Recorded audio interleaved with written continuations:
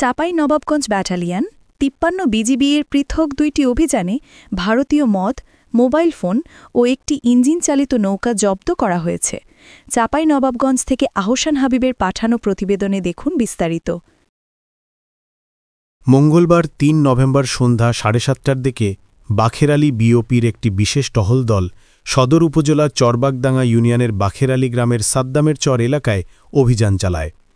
এ সময় ৪৪ বোতল ভারতীয় মদ ও একটি ইঞ্জিন চালিত নৌকা জব্দ করা হয়।